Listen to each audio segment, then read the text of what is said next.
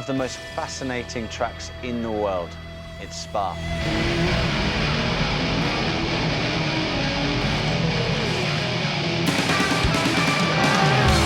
Spa Francorchamps is a magical, amazing circuit. We will go there for round 2 of the FIA World Endurance Championship.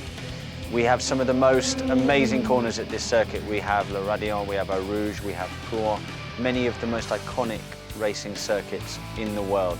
I've been lucky enough to win there in feature races in GP2, and I want to try and repeat that feat this year in the number 71 Ferrari.